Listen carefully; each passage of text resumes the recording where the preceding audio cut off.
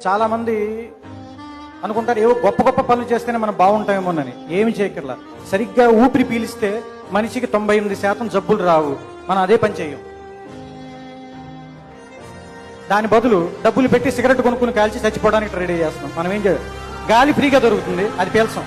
డబ్బులు పెట్టి సిగరెట్ కొనుక్కుని కాలుస్తాం. అలాగే కరెక్ట్గా మంచినీళ్ళు తాగితే చాలు మనుషులు ఆరోగ్యంగా ఉంటారు.